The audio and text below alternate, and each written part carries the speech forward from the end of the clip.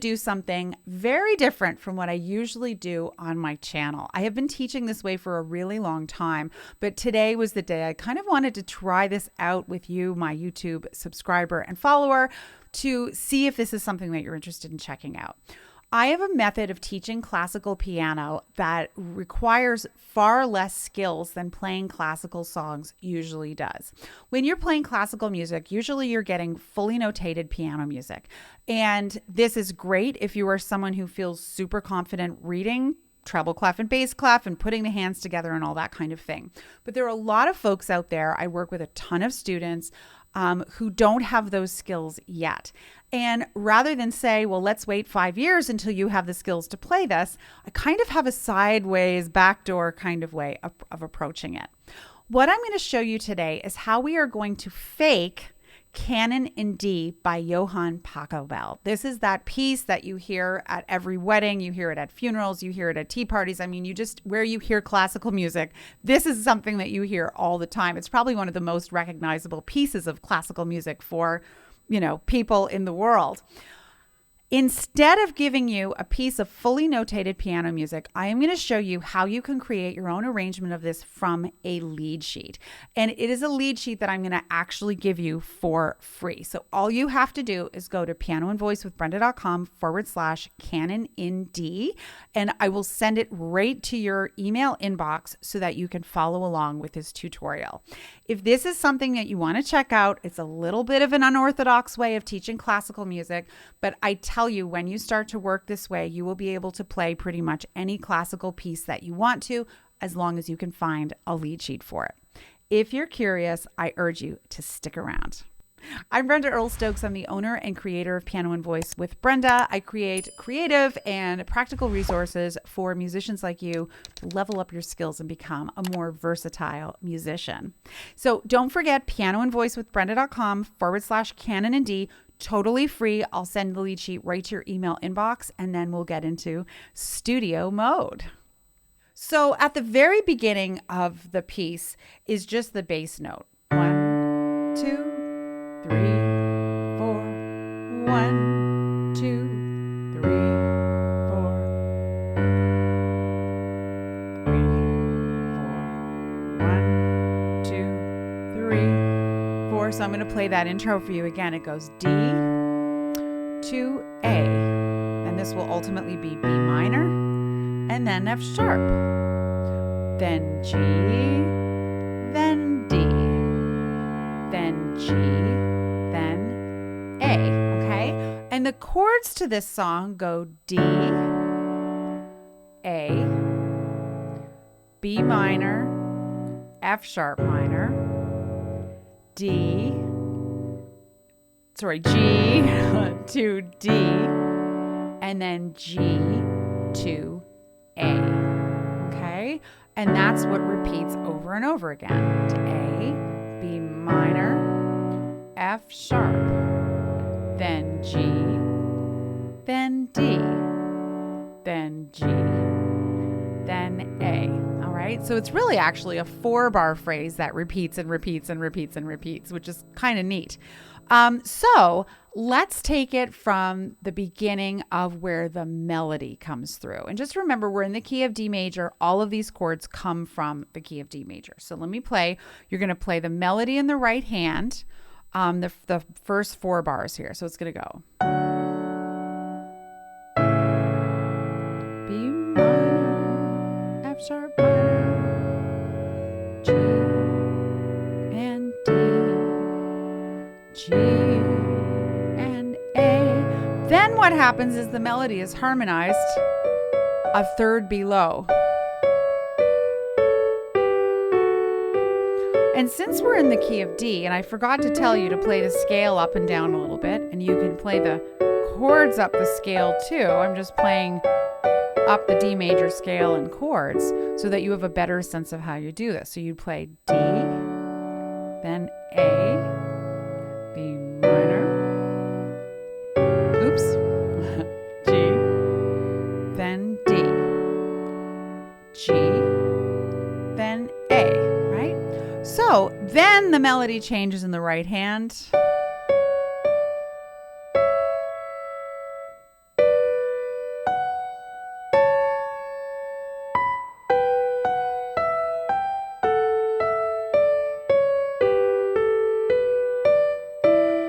might say to yourself, yikes, how am I going to do that? Just remember that your thumb is going to be playing the bottom note and your other fingers are going to be playing the rest of the notes.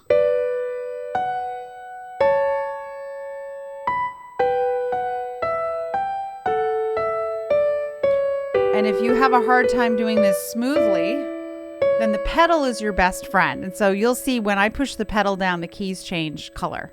So, oops, it goes like this.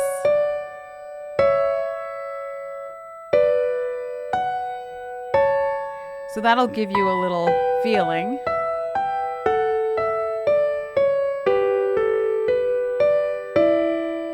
Just like that. Now let's add the left hand playing the chords.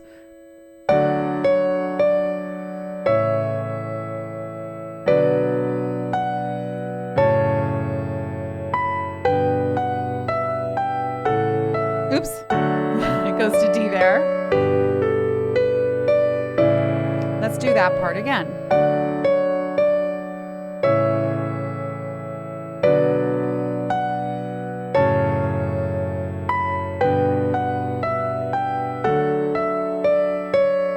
And notice that my thumb is doing most of the work on the bottom of the right hand. So then the melody goes.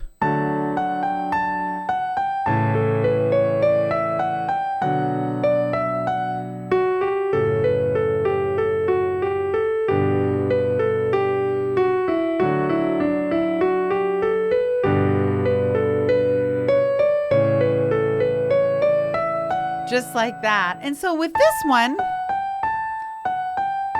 you just want to be kind of thinking about how you would finger the D major scale, right?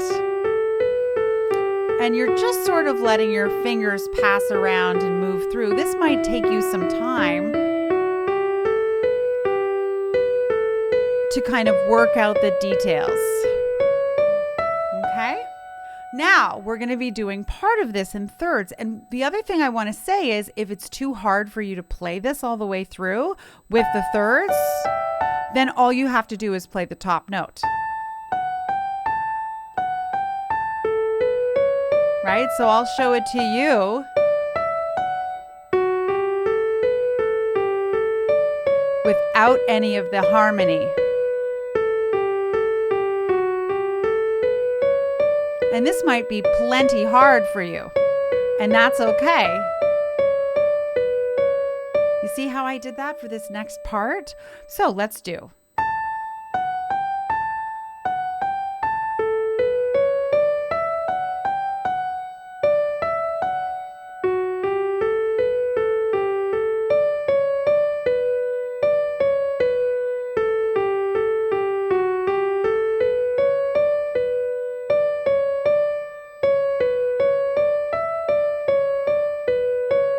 Now let's add the thirds. And there's a sixth there, and it goes single note. Then we're back to the single note.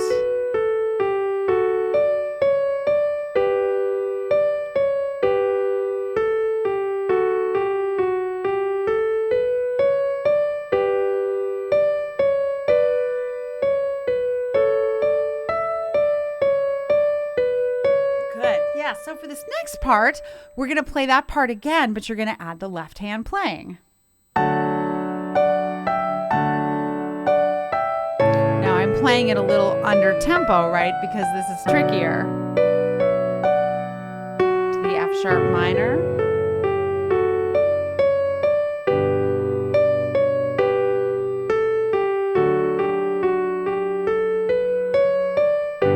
That's right.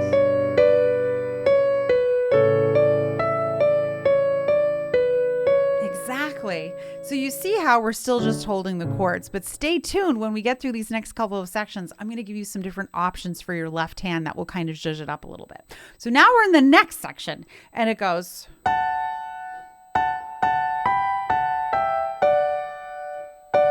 We're in thirds. And then this is a fourth.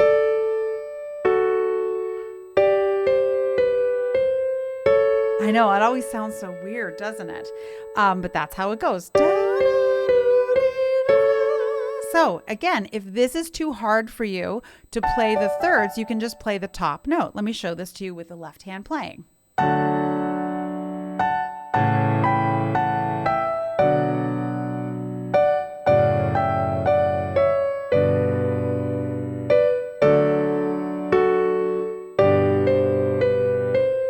me show it to you again.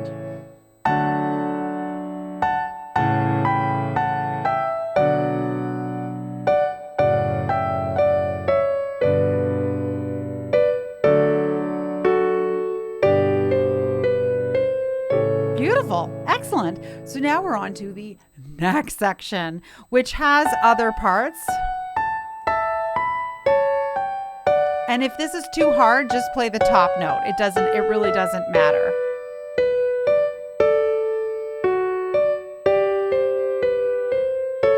So if you want to just play the top note there.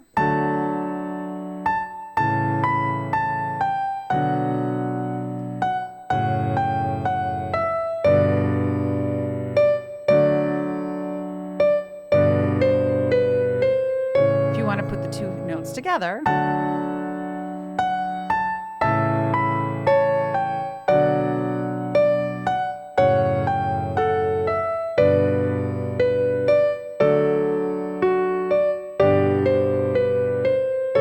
Good. Next section.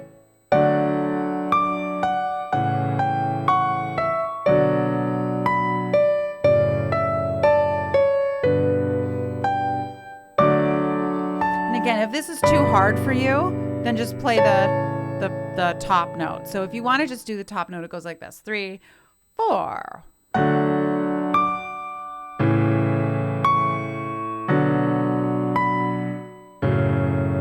And that's totally okay. 2, 3, but here's both notes together.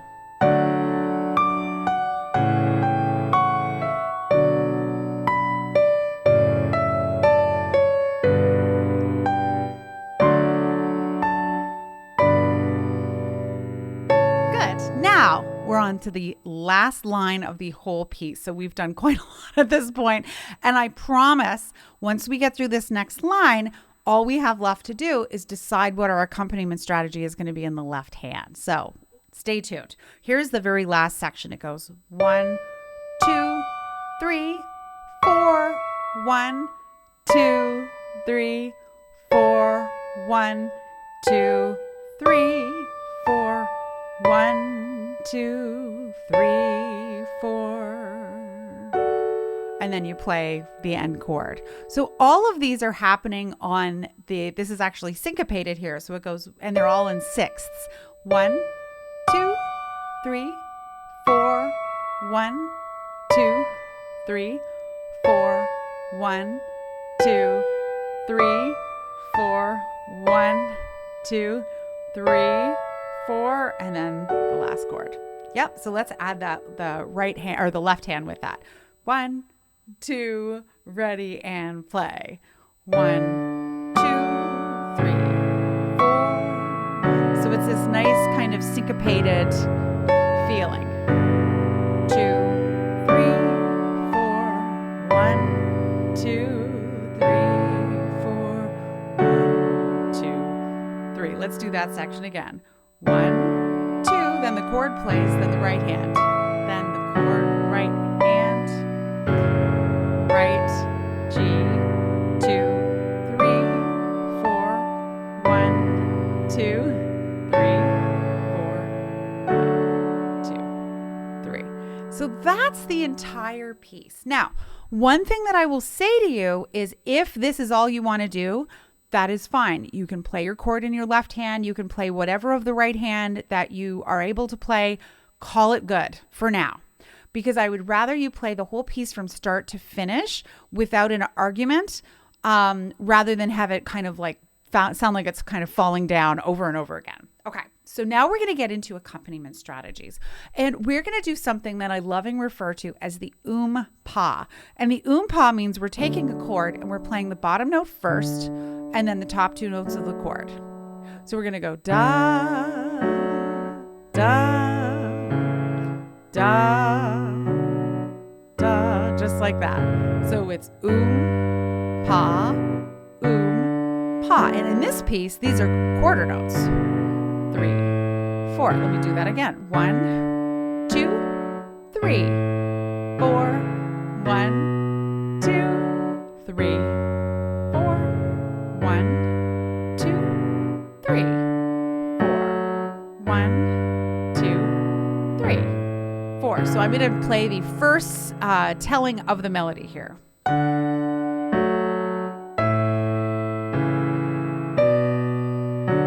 See, it gives it a little bit more movement. So we would call this our, simple pa, right? And then I'm going to move on to the second telling of the melody here.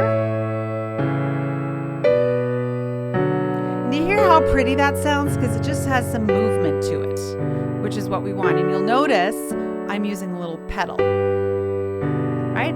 And I could do this for the entire piece if I want. Right? You see? And I could... You hear how pretty that is? So I'm going to give you one more accompaniment strategy that sounds great. And this is a variation of the pa. So instead of playing the root and then the third and the fifth of the chord, or the bottom and then the top two notes, what we're going to do is we're going to fill the chord out more. And so we're going to take this triad and turn it into like a 4-note block chord. So I'm doubling the bottom note on the top. And so what you can do is then go root and then these notes. And then I do the same thing with the A chord. Here it is. I'm doubling the bottom note on the top. I'm going to go like this, right? And then I'm going to do the same thing with B minor. I'm doubling that on the top. And then I'm going to do it on F sharp minor too, right? Then on G, and then on D, and then on G, and then on A. So listen to how this sounds when I get to, which section am I in? 1, 2, 3, the section 4 of the melody. Ready, go. And notice I'm using some pedal.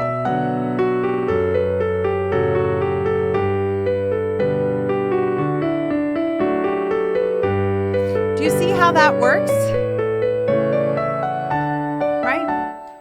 So I am going to play this entire piece from the very beginning. And remember, what we are doing here is a reading from a fake book and coming up with our own arrangement. And you can either do this arrangement on the fly, or you can kind of decide in advance. So if you knew you were going to be playing for an event, or, you could decide how much of the movement that you want to have happen here. So you can just play the whole chord through, and I will do that through part of it. Or you can do your regular pa or your fortified pa, right? And that's going to work for the entire piece of music, this very simple accompaniment strategy. So without further ado, we're going to do a full playthrough of the song. All right, starting from the intro. 1, 2, 3, left hand.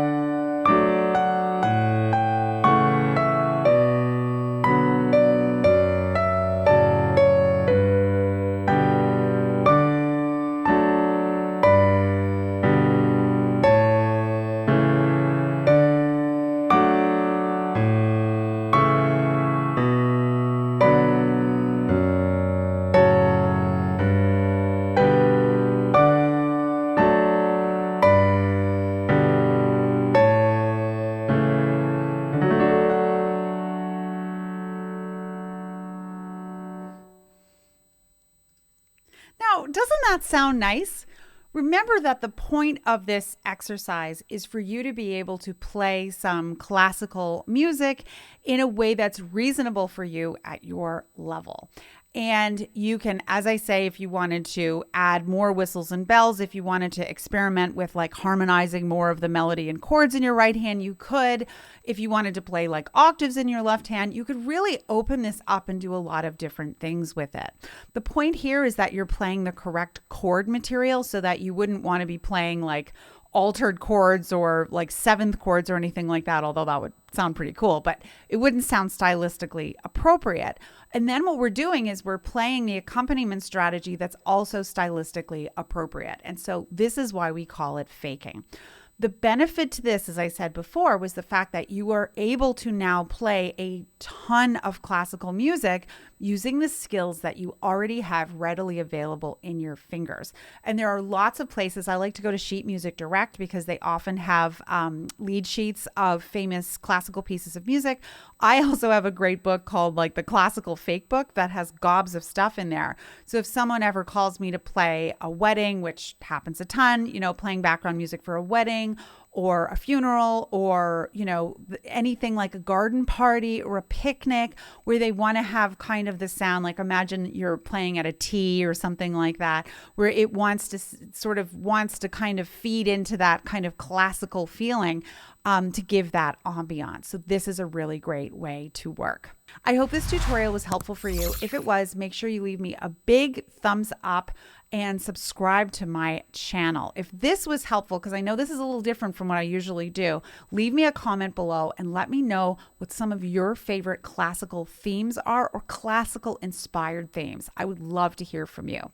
If you want to dive deeper into how to improve your chording skills or to take a workshop on this whole method that I teach on how to fake classical music, you should check out the Versatile Musician. This is my all-inclusive online membership. It consists of, at this time, 27 full courses, over 1,000 tutorials, tons of printables, a one-stop shop for you to build your piano skills, your instrumental piano skills, your singing skills, your musicianship, and more. So make sure you check out the link right here, theversatilemusician.com. Thank you so much for watching, and I'll see you next time.